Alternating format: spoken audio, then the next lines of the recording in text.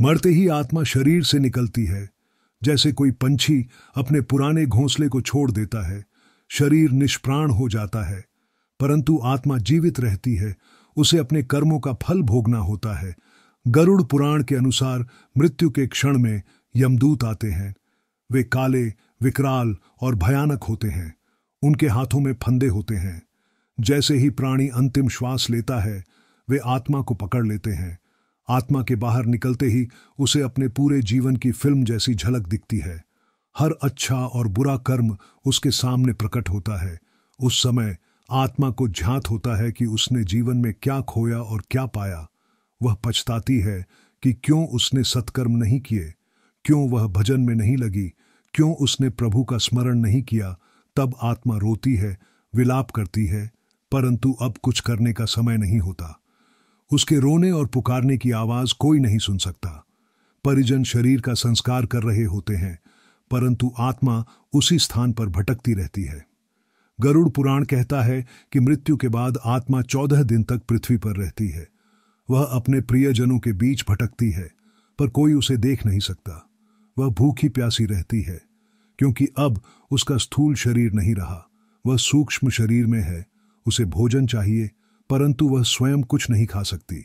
उसे पिंडदान, तर्पण आदि से भोजन और तृप्ति मिलती है। यदि परिजन विधिपूर्वक तर्पण करते हैं तो आत्मा को बल और राहत मिलती है, अन्यथा वह भूख प्यास से तड़पती है। गरुड़ पुराण में स्पष्ट कहा गया है कि मृत आत्मा को जल, अन्न और तर्पण के माध्यम से पोषण दिया जाता है। मृत्यु के बाद पहले दिन से लेकर 16वें दिन तक प्रतिदिन तर्पण करना आवश्यक होता है। इससे आत्मा को शक्ति मिलती है ताकि वह यमलोक की कठिन यात्रा कर सके, नहीं तो वह दुर्बल हो जाती है और उसे मार्ग में असहनीय यातनाएं सहनी पड़ती हैं। मृत्यु के समय ही आत्मा को यमदूत पकड़ लेते हैं, लेकिन वे उसे तुरंत यमराज के दरबार नहीं ले जाते। उसे पृथ्वी लोक के सभी दुख सुखों का अनुभव कराते हैं।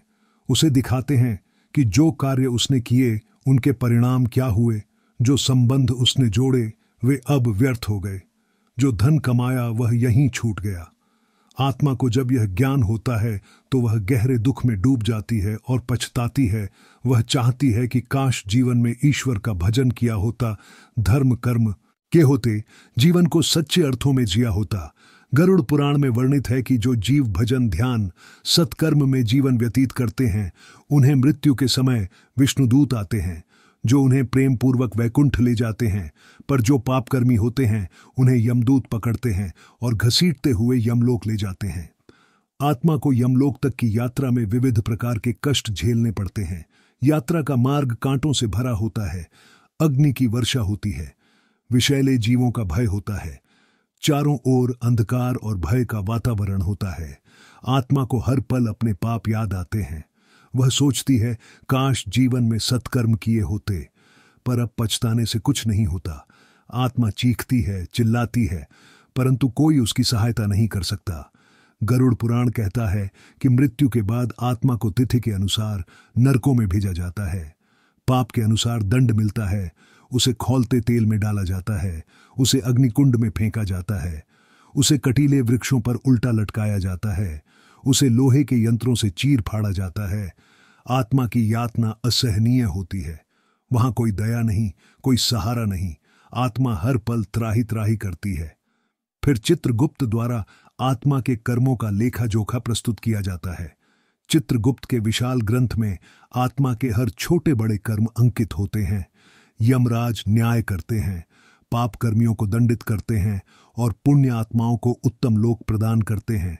गरुड़ पुराण के अनुसार जो आत्मा जीवन में गीता पाठ, विष्णु सहस्त्र नाम का पाठ, तीर्थ स्नान, ब्राह्मण पूजन और दान करती है, उसे स्वर्ग की प्राप्ति होती है। वह देवलोक में वास करती है, जहां अमृत वर्षा होती है, अप्सराएं सेवा करती हैं, दिव्य पुष्पों की वर्षा होती है। वहां दुहक का कोई स्थान नहीं होता। परंतु जो आत्मा पापकर्मी होती है उसे नाना प्रकार के नरकों में फेंका जाता है। हर नरक की अपनी विशेष यातना है। गरुड़ पुराण में असिपत्र वर्ण नरक का वर्णन है, जहां आत्मा को तलवार जैसी पत्तियों वाले वृक्षों में फेंका जाता है। कुंभिपाक नरक में आत्मा को खौलते तेल में उबाला जाता है। महारौरव नरक में भयानक जीव आत्मा को नोचते हैं। आत्मा की चीखों से आकाश भी कांप उठता है, परंतु वहां कोई सहानुभूति नहीं मिलती। आत्मा जान जाती है कि मानव जीवन कितना दुर्लभ था, जिसे उसने व्यर्थ गंवा दिया। वह पछताती है, विलाप करती है और बार बार ईश्वर से प्रार्थना करती है कि उसे पुनः मानव शरीर मिले, ताकि वह भजन कर सके, सत्कर्म कर सके, धर्माचरण कर सके। परंतु पुनर्जन्म मिलना सरल नहीं होता। आत्मा को अपने कर्मों का पूरा दंड भोगना होता है। फिर देवताओं की कृपा और ईश्वर के आशीर्वाद से उसे नया जन्म मिलता है। कभी वह उच्च कुल में जन्म लेती है, कभी नीच योनि में, कभी वह मनुष्य बनती है, तो कभी पशु पक्षी, वृक्ष या कीट। जीवन मरण का यह चक्र अनवरत चलता रहता है, जब तक आत्मा मोक्ष प्राप्त न कर ले। गरुड़ पुराण में स्पष्ट कहा गया है कि मनुष्य योनि ही एकमात्र ऐसी योनि है जिसमें मोक्ष संभव है। अतः इस जीवन को व्यर्थ नहीं गंवाना चाहिए। मृत्यु निश्चित है, परंतु मृत्यु के बाद की स्थिति हमारे कर्मों पर निर्भर करती है। यदि हम जीवन में धर्मपूर्वक कर्म करें, भगवान का भजन करें, सत्कर्म करें, ब्राह्मणों, साधुओं और माता पिता की सेवा करें, तो मृत्यु के समय हमें भय नहीं सताएगा। विष्णु दूत आएंगे और हमें वैकुंठ ले जाएंगे। वहां न कोई जन्म है, न मरण। वहां केवल शाश्वत आनंद है, शांति है, ईश्वर का साक्षात्कार है।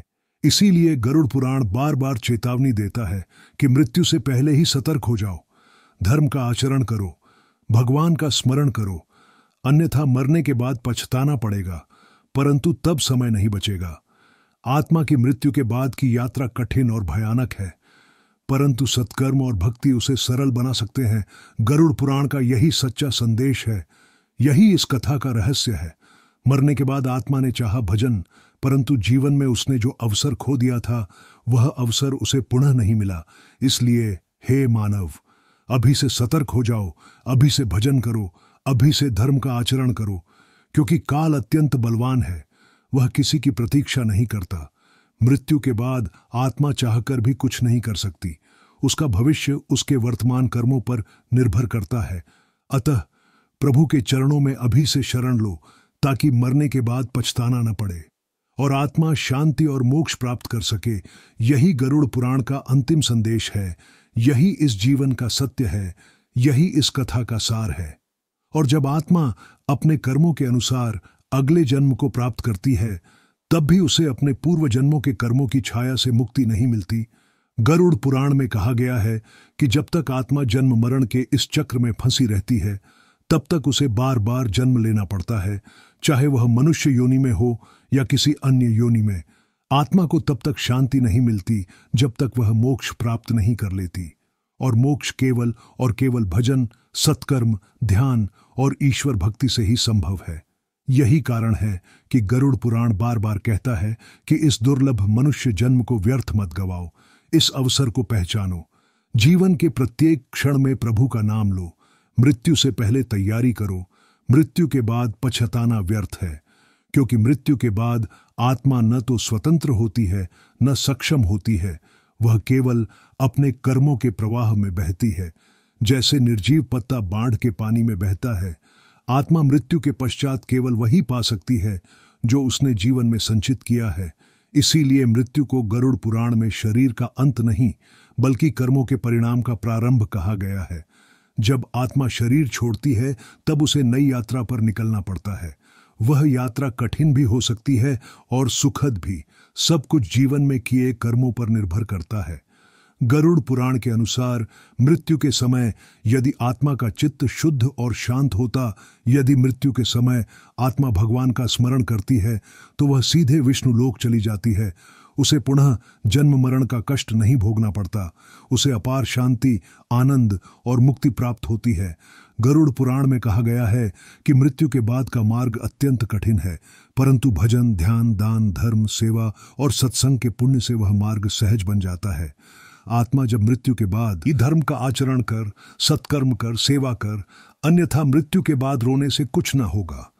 इस प्रकार मरने के बाद आत्मा ने चाहा भजन, जाने क्या कहा गरुड़ पुराण में। इस अद्भुत, रहस्यमय और चमत्कारी कथा का यही अंतिम निष्कर्ष है कि प्रभु के नाम में ही मुक्ति है। प्रभु के भजन में ही शाश्वत शांति है और जीवन का सच्चा लक्ष्य केवल मोक्ष प्राप्ति है, जिसे केवल और केवल भजन, सेवा, सत्संग और सत्कर्म से ही पाया जा सकता है।